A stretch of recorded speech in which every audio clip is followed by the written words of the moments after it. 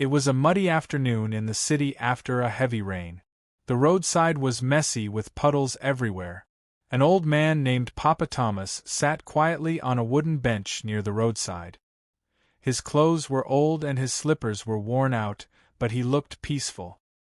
He had just finished sweeping in front of a small shop and was resting before going home. Suddenly, a black Range Rover came speeding through the narrow road. Without slowing down, the car ran right through a large puddle. A heavy wave of muddy water flew up and soaked Papa Thomas from head to toe. The old man gasped and tried to wipe his face with his hand, but the damage was already done. His shirt, trousers, and even his slippers were now dripping with brown water. People nearby stopped and stared in shock. "Hey, look what you did!" one woman shouted at the car. The car didn't stop. It rolled forward slowly, then finally came to a halt just a few steps ahead. The tinted window rolled down. A proud female voice came from the car. "You shouldn't be sitting so close to the road, old man. This is not your village." Then the window rolled up again and the car sped off. The crowd went silent for a moment. "Did she just say that?" one man asked, his mouth open. "Wicked woman," another woman shouted. "Can't she even say sorry?" "This is too much," someone added. "Papa Thomas is always quiet and kind. Why treat him like this?" But the old man raised one hand and spoke softly. "It's okay. Leave her. Let God judge." Meanwhile, the woman in the black Range Rover, Vanessa, arrived at a luxury shopping mall. As she walked into the building, her phone buzzed. She took a selfie and posted it online with the caption, "Only the strong walk over the weak. #BossQueen." Within minutes, the comments rolled in. "Slay Queen of Queens. Teach them." She smiled proudly. To her, what she did was nothing. She believed that poor people had no value, no voice, and no reason to be in her way. She had built her life with pride, stepping on anyone she thought was beneath her. Papa Thomas arrived home that evening, tired but still calm. He opened the door and walked into the large living room of their beautiful mansion. Though he dressed simply and often visited poor neighborhoods, his son, Bernard, was a wealthy man. Their house had everything: fine furniture, soft rugs, and expensive artwork on the walls. But none of it meant much to the old man. Bernard was sitting on the couch, reading something on his tablet, when he noticed his father walk in. "Papa, what happened to your shirt?" he asked. "It looks like you had another bad day." Papa Thomas sat down gently and shook his head. "Bernard, I saw the most rude woman today." Bernard sighed. "Papa again? I don't know why you keep going out there. Why can't you stop this? You don't need to sit on the roadside or talk to random people. You live in a mansion now. You have everything you need." Papa Thomas looked at his son with calm eyes. "I will never stop, Bernard. Not until I find a good woman for you." Bernard dropped the tablet. "Papa, again with this?" "Yes," Papa Thomas said firmly. "You're 36 years old already. You need a wife. You need someone who will build with you, not just enjoy what you have." Bernard rubbed his forehead and sighed. "Papa, I have a girlfriend." The old man turned quickly. "You do?" "Yes, I've been seeing someone." "Then why didn't you tell me before now?" "I didn't want to rush things," Bernard replied. "But now that you're bringing it up again, I'll tell you." Papa Thomas leaned forward. "So, who is she? Where is she from? What does she do?" Bernard smiled lightly. "You will meet her soon. Don't worry. She's very beautiful." The old man raised an eyebrow. "Beauty is not everything, my son." "I know, Papa, but there's a problem." "What problem?" Bernard hesitated for a moment before speaking. "She's rude, Papa.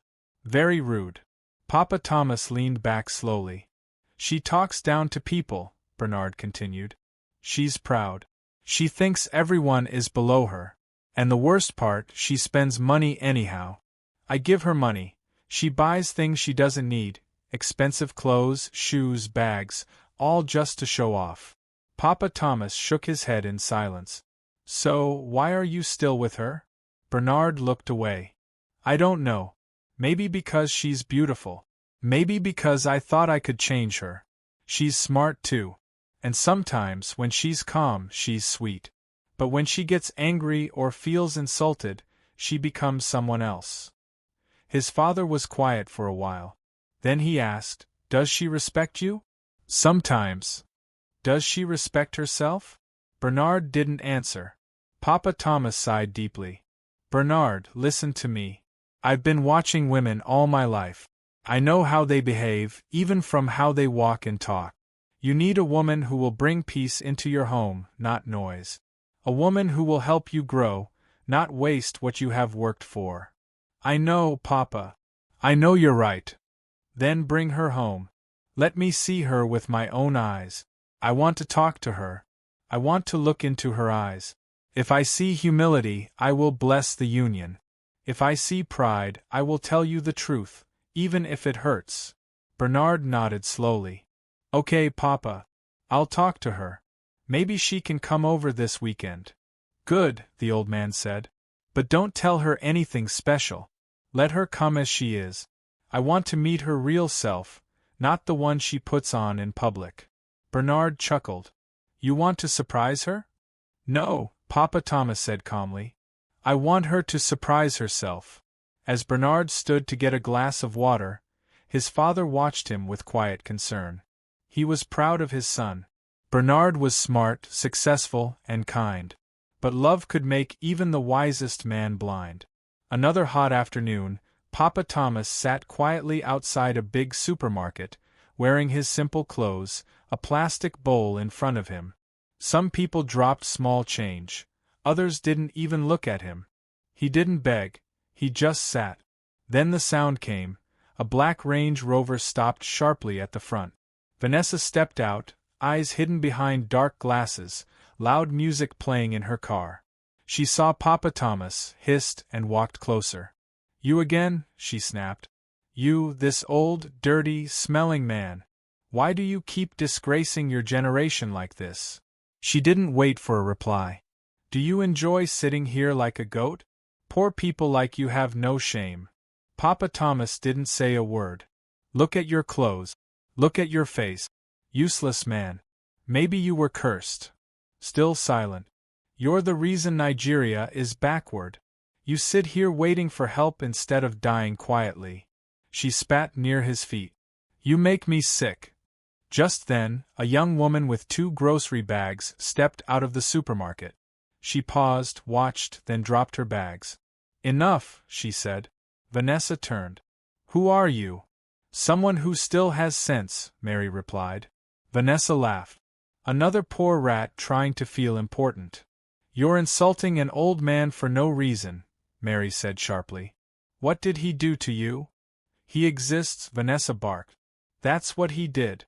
Poor, dirty men like him shouldn't be outside." Mary stepped forward. "He's old enough to be your father." "So?" Vanessa shouted. "Is he my father? Look at him. Probably your father. You both look poor." Mary's eyes narrowed. "Yes, maybe he is. But at least he's not empty like you." Vanessa laughed again. "Do you know who I am? Do you know who my boyfriend is? I can get you arrested in 2 minutes." Mary didn't blink. "Arrest me for telling you to respect an old man? I'm rich. I can do anything." Vanessa yelled. "No, you're loud, not rich in character," Mary fired back. "You're jealous of me. I'm clean. I'm classy." Mary scoffed.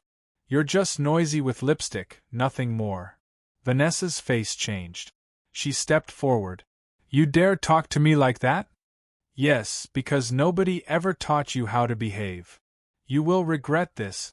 Remember, you will."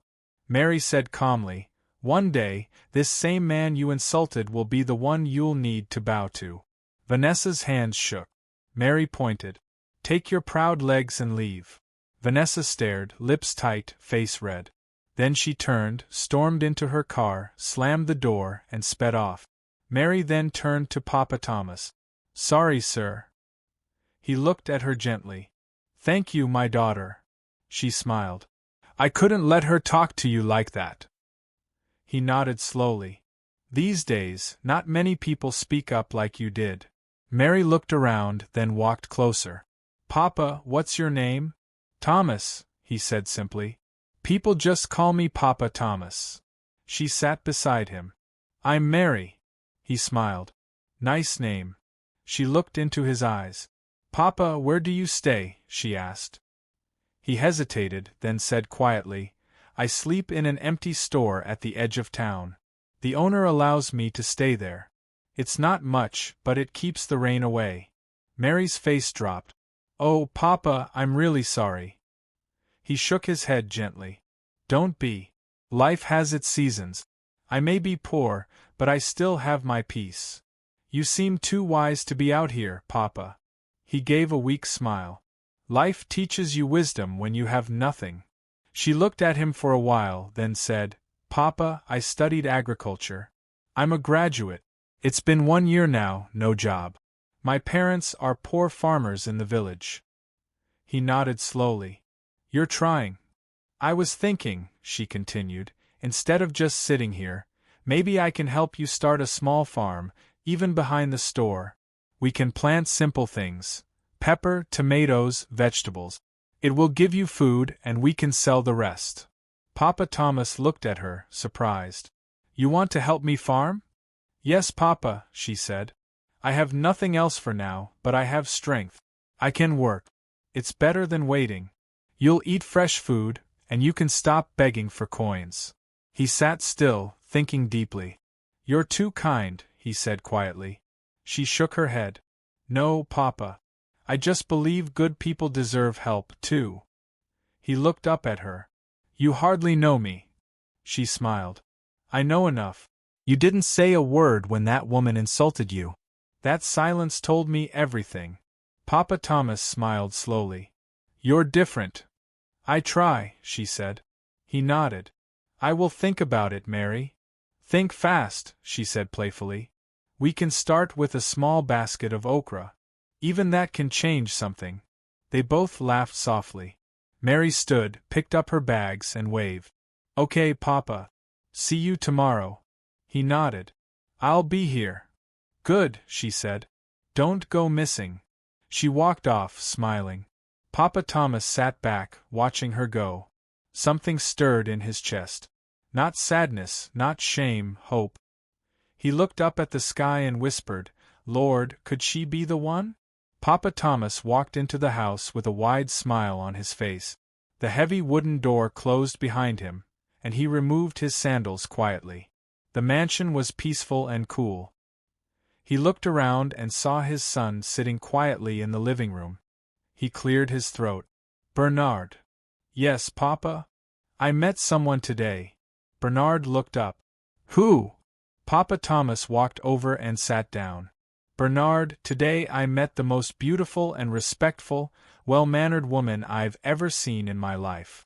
Bernard raised his eyebrows. Really? Yes. And I'm not talking about makeup or hair or fancy shoes. I'm talking about a heart. A clean heart. A woman with sense, dignity, and courage. Bernard sat back. Okay, what happened? I was outside the supermarket. That same proud woman came again, the one who always insults me like I'm nothing. She opened her mouth today and poured all kinds of shameful words on me. Bernard clenched his fist lightly. Again? Yes. But this time, Papa Thomas said, smiling, something different happened. A young woman saw what was happening, and before I could even say a word, she stood up for me. She did. Yes, Bernard. She insulted that proud girl without fear. She didn't shout like a mad person, no. Her words were clean but strong. She spoke with fire and wisdom. That rude girl had no choice but to walk away in shame. Bernard was silent. After that, Papa Thomas continued, she came to sit with me. She didn't rush. She didn't act proud. She just sat down and asked if I was okay, like I was someone who mattered. What's her name? Bernard asked. Mary. Mary? Yes. I told her I was just a poor man with no home. She didn't laugh. She didn't judge. Do you know what she said? Bernard waited. She said, Papa, I can help you. Bernard looked surprised. She's a graduate. She studied agriculture. No job yet, her parents are farmers too. But instead of complaining, she told me we can start a small farm together. She offered to help me find peace through hard work. Again, Papa? You're not serious, Bernard said softly. I am very serious, Papa Thomas replied. You know I've always wanted to go back to farming. You told me to stop. You said I was old. But Bernard, that's where I find joy. That's where I feel alive. Bernard, Papa, we've talked about this. You don't need to farm anymore. You should rest, enjoy your old age. But rest without purpose is just waiting to die, Papa Thomas said. Farming is not just about food to me. It's about peace, patience, and strength. My body may be old, but my spirit is still strong. Bernard looked down, not speaking. Papa Thomas leaned forward. This girl, Mary, reminded me of the man I used to be. She brought light into my heart today. And more than that, she gave me hope again. Bernard rubbed his palm slowly across his chin. I'm telling you this, Bernard, Papa Thomas added, not because I need permission, but because I've seen something special. That girl is gold. She may not have money, but she has character, and that's what wealth can't buy. Bernard lifted his eyes. Papa. Yes. I didn't want to say this, but my girlfriend is coming tomorrow. Papa Thomas leaned back. And what do you want me to do with that information? Bernard paused. She wants to meet you.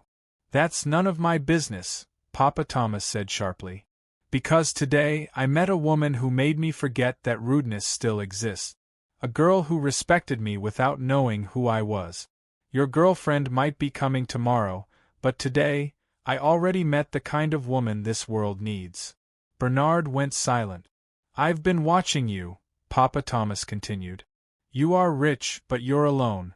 You have houses, but no joy. You have friends, but no peace. A wife should bring peace, Bernard. Not noise, not pride, not trouble. I understand, Papa. No, you don't, Papa Thomas said calmly. You say you have a girlfriend, but I don't know her. I don't know where she's from, what she believes in, how she treats people. You tell me she's beautiful, that's fine. But can beauty feed the heart? Bernard looked away. Let me tell you something, the old man continued. When I was young, I wanted to marry the most beautiful girl in my village. My mother warned me. I didn't listen. That girl had the face of an angel but the tongue of a lion. She almost killed my soul. What happened? She left me, and it was the best thing that ever happened to me.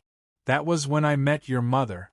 She wasn't the most beautiful, but her heart was clean, her hands were hard-working, and her love built our family. Bernard swallowed hard. So, you're saying Mary is? I'm not saying anything yet, Papa Thomas replied. All I'm saying is, don't bring me noise tomorrow and expect me to smile, because I already saw peace today. Okay, Papa. Let your girlfriend come. Let her show me who she really is. But I will not pretend.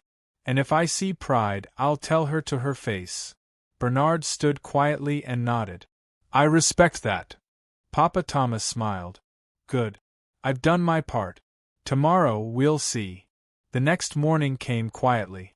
Papa Thomas had already taken his bath and was sitting in the living room. He wore clean, simple clothes. His face was calm, but his heart was not. He was thinking about Mary. He kept hearing her voice in his head. Papa, I can help you. He smiled to himself. Then he heard footsteps. Bernard walked in and stood beside him. Papa. Yes. She's on her way. Papa Thomas looked straight ahead. Let her come. Minutes later, the sound of a car entering the compound filled the air. Papa Thomas didn't move. The door opened slowly. High heels tapped against the floor. Then Vanessa walked in, with pride on her face, handbag swinging by her side. She looked around the house, impressed. This place is nice, she said. Not as modern as mine, but still okay. Then her eyes landed on the old man sitting calmly on the couch. She froze. Her smile vanished. Papa Thomas looked up at her but said nothing. Bernard stood between them, confused. Papa, this is… I know who she is, Papa Thomas said coldly. Vanessa swallowed hard. You? Yes, he replied, still calm. We've met before. Twice. Bernard looked at her. Wait, you know my father? Vanessa's lips shook. I didn't know he was your father. Papa Thomas leaned forward. You didn't need to. You only needed to show respect. Bernard's face changed. What is he talking about? Papa Thomas turned to his son. This is the same woman who splashed mud on me by the roadside and called me names. She told me I was useless. She mocked my poverty. She did it again at the supermarket yesterday. Bernard slowly turned to Vanessa. She couldn't speak. Is this true? He asked. I didn't know he was your father, she said quickly. You didn't need to know, Bernard replied. You insulted an old man in public. Twice. I thought he was a beggar, she shouted. He is a human being, Bernard snapped. Even if he was a beggar, is that how to treat people? I didn't mean it like that, she said, almost whispering now. Papa Thomas stood slowly. You didn't mean it, but you said it. You poured shame on me because I looked poor. You spoke like you owned the world. But now, the same old man is the father of the man you love. Vanessa opened her mouth, but no words came out. Tell me, Papa Thomas asked, if you had known, would you have behaved better? Yes, she said softly. Then you are not truly kind, he replied, because real kindness does not depend on who is watching. Vanessa's eyes filled with tears. Please, sir, I'm sorry. Papa Thomas shook his head. You are not sorry for what you did. You are sorry because of who I am. Bernard was silent, breathing hard. His eyes were sharp now, disappointed. You told me you were bold, he said to Vanessa. You said you loved me. I do. No, you love yourself, he said, because the woman who loves me will respect my father. Vanessa dropped her bag. Please, Bernard. He looked at her one last time, then turned away. Papa, he said, I've made a mistake. Vanessa walked slowly to Papa Thomas. Please forgive me. He looked at her quietly and said, Forgiveness is easy, but trust is not. You had a chance to show who you really are, and you showed us. She wiped her tears. I can change. He nodded. Good. Start by changing how you treat people who can do nothing for you. She picked up her bag and left. The room was silent again. Papa Thomas sat down. Bernard sat beside him. Papa? Yes. Mary? Yes? Where is she now? Papa Thomas smiled gently. She's coming to see me at the supermarket tomorrow. The next morning, Bernard left the house quietly. He needed some fresh air and time to think. What happened with Vanessa still played in his mind like a movie. He couldn't believe the woman he had once loved insulted his father not once, but twice. His heart was heavy. He drove out alone, no driver, no assistant, just him and his thoughts. He didn't even know where he was going. He just wanted to breathe. After some time, he parked his car at the edge of a quiet area, near a small stretch of land behind some local stores. He came down, walked a bit, and sat on a bench under a mango tree. The sun was still rising, the breeze was soft. For the first time in days, he felt calm. As he sat, he noticed someone ahead, a young woman standing beside a narrow piece of land, checking the ground. She had a bag of seeds in one hand and a small hoe in the other. She was dressed simply, with her hair tied back. No makeup, no flashy clothes, but there was something warm about her. She bent down, tested the soil with her fingers, then stood again. Bernard watched quietly. After a few minutes, she looked around and noticed him. She smiled. Good morning. Good morning, Bernard replied. She walked closer. Are you from around here? No, just passing by. Needed a break. She nodded. Me too. Well, not really a break. I'm planning to start a small farm here. Bernard looked at the land. You? A farm? She laughed. Yes, why not? Most young ladies I know won't touch a hoe, let alone start a farm. She smiled. I'm not like most ladies. I studied agriculture in school. No job yet, but I have hands and a strong back. Bernard was impressed. That's rare. She dropped her bag and extended her hand. I'm Mary. He shook it. Bernard. They both smiled. She sat on a rock beside him. I'm trying to help an old man. He has no real home. He's kind and wise, reminds me of my father. Bernard turned. Really? Yes, I met him yesterday. He was being insulted by a woman. I couldn't keep quiet, so I stood up for him. Bernard's heart skipped. Mary continued.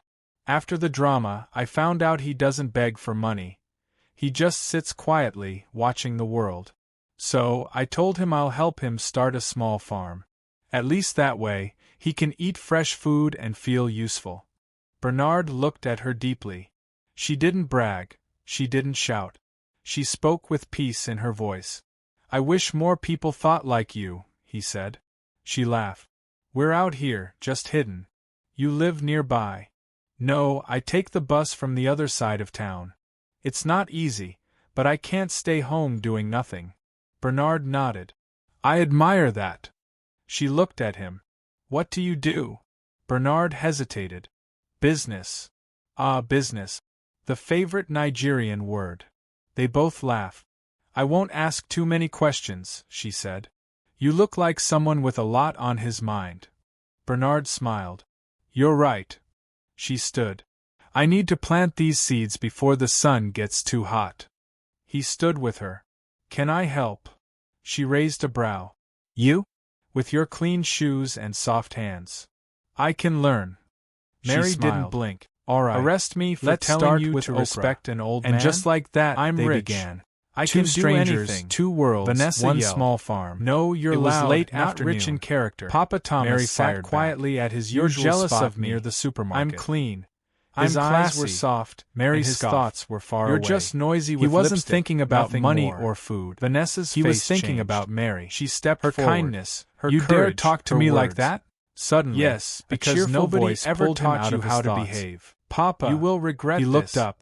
Remember, it was Mary, you will. Smiling Mary and walking toward him with a small basket in her hand. This same man you insulted will be the one you will need gently to bow beside him. Vanessa's I brought you something. Mary pointed. What is it? Take your proud legs and leave. Just some fresh vegetables and boiled groundnuts. Face red, she said. Then she turned, stormed into her car, Papa Thomas slammed the door, opened the basket, and sped off. Smiled. Mary then turned to Papa Thomas. Thank you, my daughter. Sorry, sir. May God bless your hands. He looked at her gently. Mary laughed. Thank you, my daughter. Amen, Papa. She smiled. They sat quietly. I couldn't let her talk to you like that. Then she leaned closer.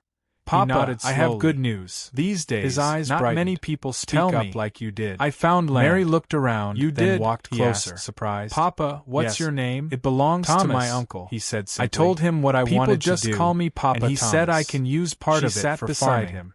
It's a small space, he smiled. But it's enough to start with okra and vegetables. She looked into his eyes. Ah, this is Papa, good. Papa, where do you stay? When are we going?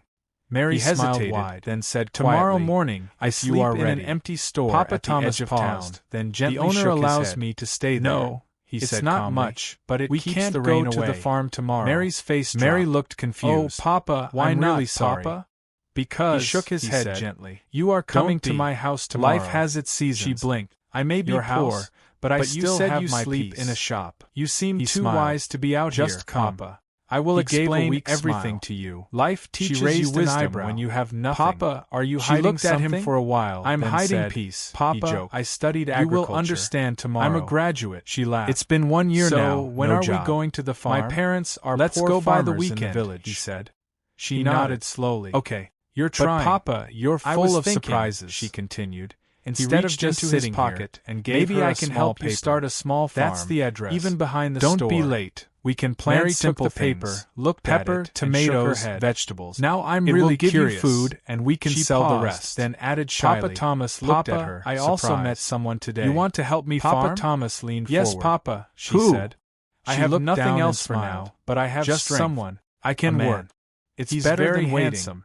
You'll eat fresh food. I mean, and you can stop begging for coins. Very humble. He sat old man's eyes thinking deeply. Who could that be? You're too kind. I want to see him, my daughter. She shook her head. Mary laughed. No, Papa. No, Papa. I just believe good people deserve help. We're just friends for now.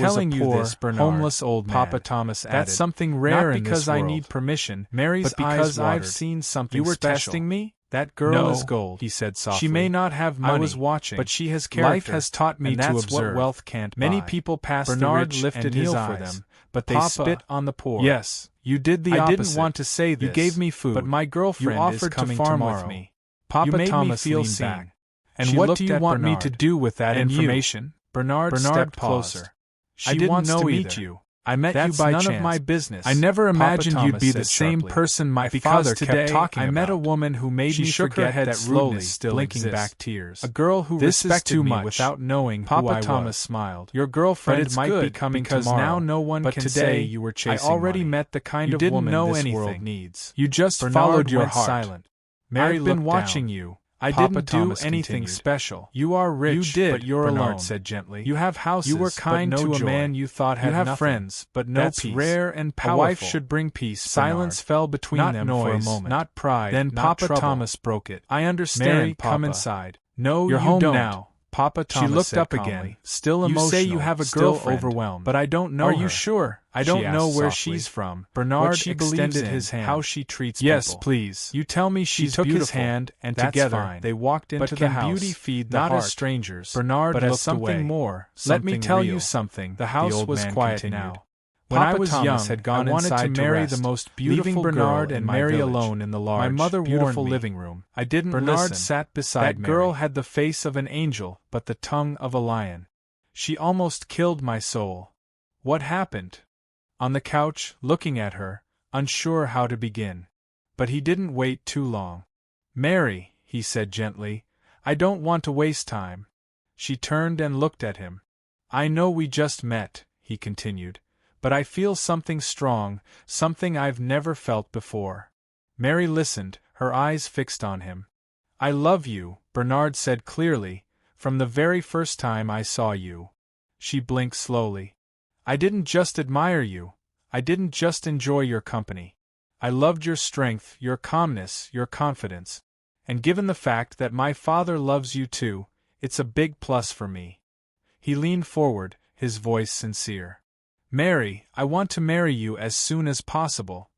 She looked at him, speechless for a moment. I'm not going to lie, she said softly. I love you too.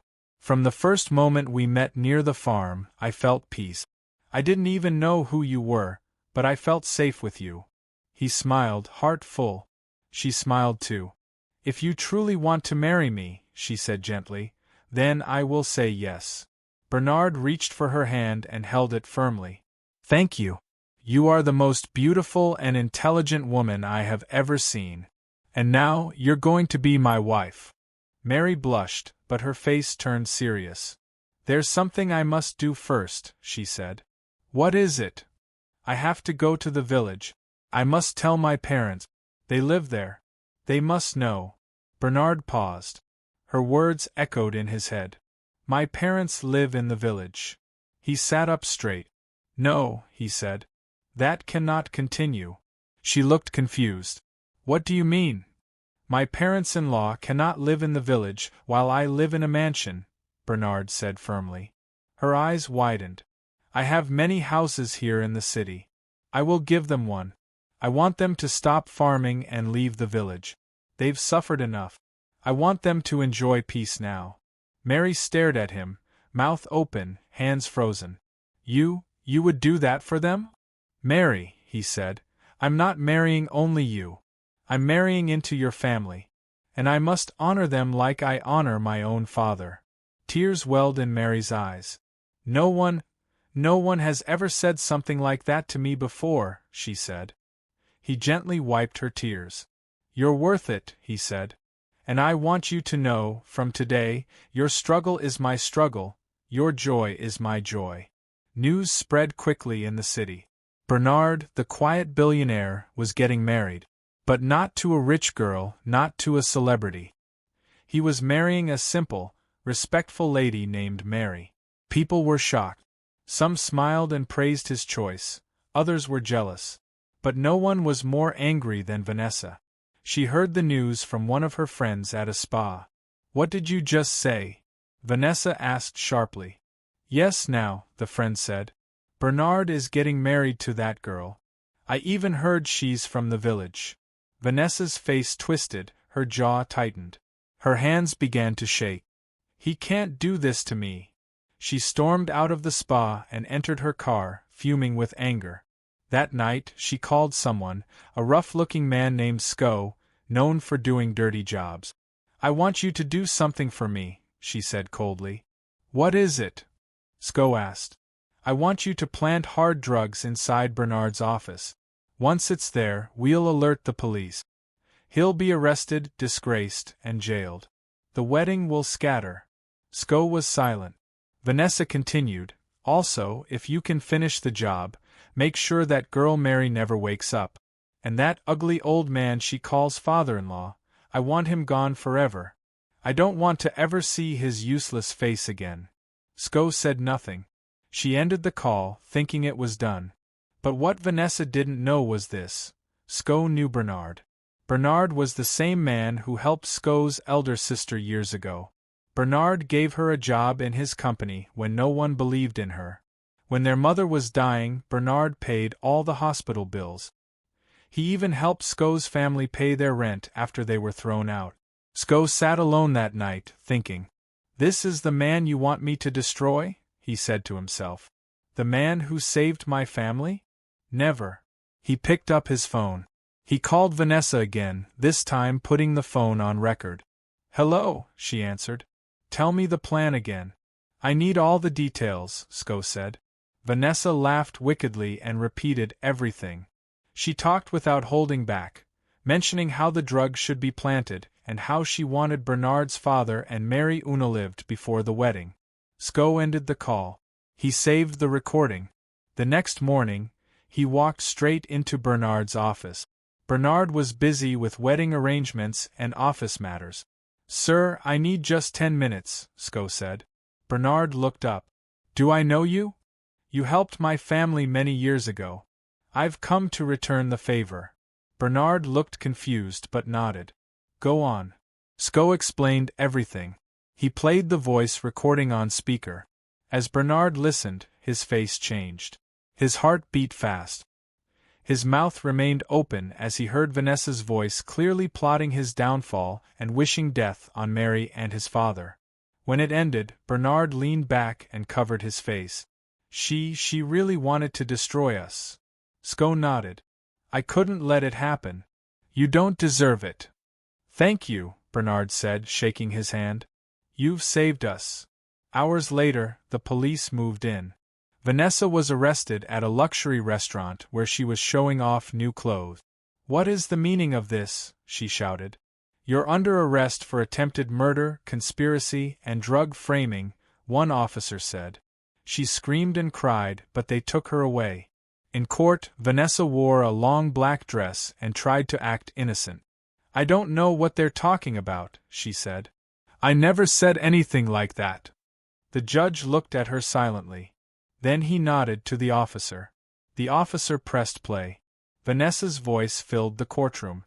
She spoke clearly, without shame, repeating all her evil plans.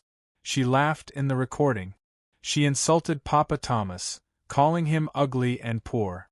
She called Mary names and even said, "I want her gone forever." When the recording ended, the courtroom went silent. Everyone turned to look at her. Vanessa's mouth dropped open. She started crying instantly. "I didn't mean it. I was angry. I was drunk. It's the devil." The judge raised a hand.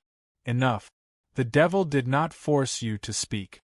You planned evil, and you would have succeeded if not for one honest man." She sobbed, "Please, I'm sorry." The judge looked at her without pity. "For jealousy, for pride, for wickedness, you shall face the law." Vanessa was sentenced to 15 years in prison with no option for bail. Back at the mansion, Bernard told Mary everything. She was shocked but thankful.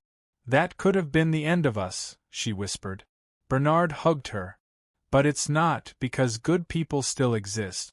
People like Sko. People like you."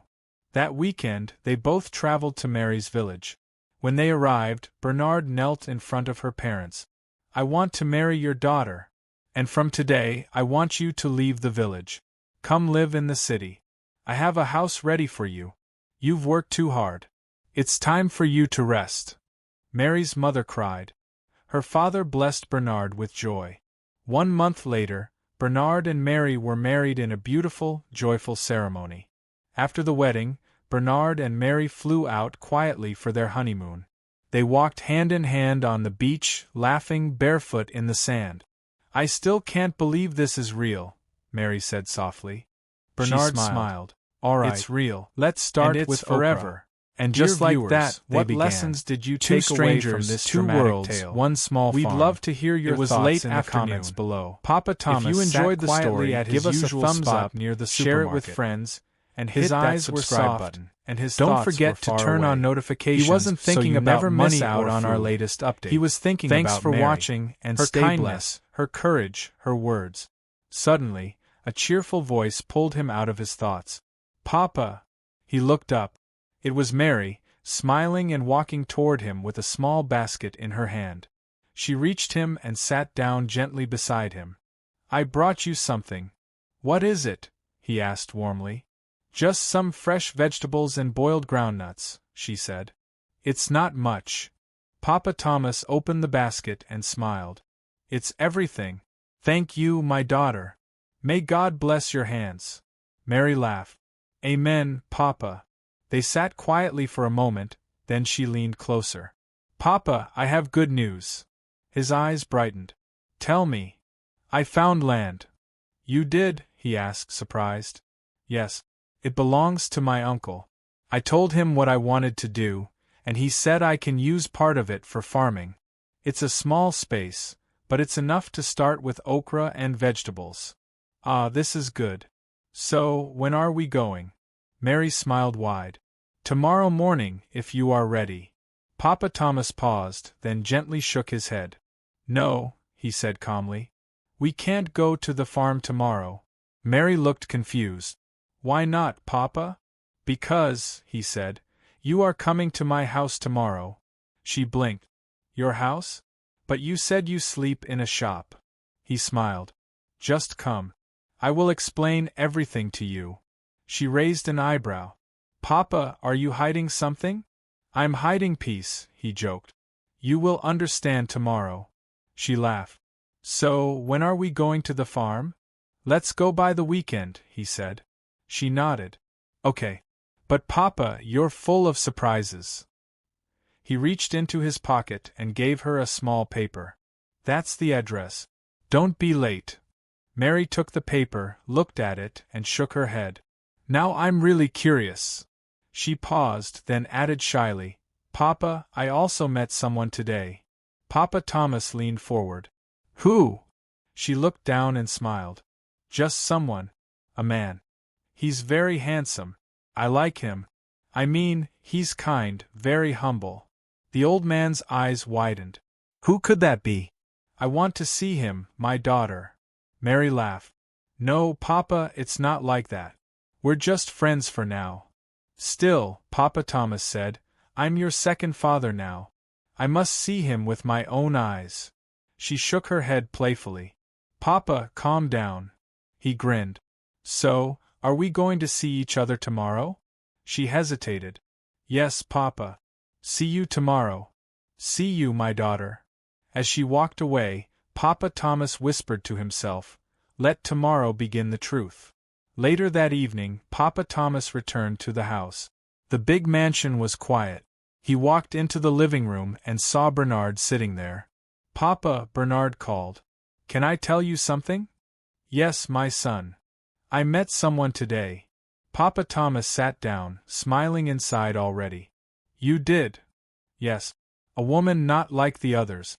She's beautiful but simple. Intelligent but calm. Hard-working. She was farming under the sun. Papa Thomas leaned forward. What's her name? Mary. The old man closed his eyes briefly and smiled. She's the first woman that has ever made me want to sit and listen without rushing, Bernard added. Papa Thomas spoke slowly. I would like to meet her. You will? Bernard replied. Very soon. The old man leaned back and smiled again. Tomorrow, he whispered in his heart. You'll meet her in the most unexpected way. The next morning, Mary stood in front of a large black gate, holding her simple handbag and the address Papa Thomas had given her. She looked up and down, double-checked the number, then looked again. This place is too fine, she whispered. Is this really where Papa Thomas lives? A security man stepped out of the small gate beside the main one. Yes? Can I help you? Mary nodded. I'm here to see Papa Thomas. He gave me this address yesterday. The man looked her over, then said, "Wait here." He walked back inside. Mary clutched her bag tighter, her heart beating faster. Something's not right. She had come expecting to see a small home or maybe a family friend of Papa Thomas, but this mansion was nothing like that. It had tall white walls, big flowers in front, and a smooth driveway. The air even smelled different. Before she could overthink it, the gate opened. "Come in," the security man said. Mary walked in slowly, her sandals tapping gently on the smooth tiled floor outside. She stopped near the wide entrance, stunned by the beauty around her. The house looked like something from a magazine: clean walls, glass windows, flower pots, and a calm silence. Then she heard footsteps. "Mary!"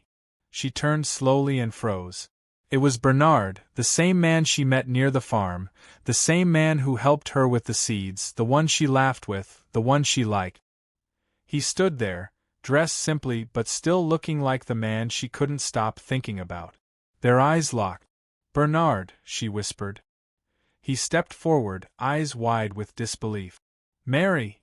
She looked around again. "You live here?" Before he could reply, another voice came from behind him. "My daughter." She looked past Bernard and saw Papa Thomas walking out of the living room, smiling from ear to ear. Mary gasped. "Papa!" She took 2 steps back. "Wait, you live here?" Papa Thomas chuckled and walked toward her. "Yes, this is my house. But you told me you sleep in a shop." He nodded calmly. "Because I wanted to see how people treated me when they thought I had nothing." Mary's eyes moved from Papa Thomas to Bernard, then back again. "Wait!" She turned to Bernard, pointing. "You're his son." Bernard smiled slowly. "Yes, I am." Mary covered her mouth in shock. "I don't understand," she said. "Everything, it doesn't make sense." Papa Thomas walked closer. "My daughter, I'm sorry for hiding the truth. But you've shown me your real heart. You helped me when you thought I was a poor, homeless old man. That's something rare in this world." Mary's eyes watered. "You were testing me?" "No," he said softly. "I was watching. Life has taught me to observe. Many people pass the rich and kneel for them, but they spit on the poor. You did the opposite. You gave me food. You offered to farm with me. You made me feel seen." She looked at Bernard. "And you?" Bernard stepped closer. "I didn't know either. I met you by chance. I never imagined you'd be the same person my father kept talking about." She shook her head slowly, blinking back tears. "This is too much." Papa Thomas smiled. "But it's good, because now no one can say you were chasing money. You didn't know anything. You just followed your heart." Mary looked down. "I didn't do anything special." "You did," Bernard said gently. "You were kind to a man you thought had nothing. That's rare and powerful." Silence fell between them for a moment. Then Papa Thomas broke it. "Mary, come inside. You're home now." She looked up again, still emotional, still overwhelmed. "Are you sure?" she asked softly. Bernard extended his hand. "Yes, please." She took his hand, and together they walked into the house, not as strangers, but as something more, something real. The house was quiet now. Papa Thomas had gone inside to rest, leaving Bernard and Mary alone in the large, beautiful living room. Bernard sat beside Mary.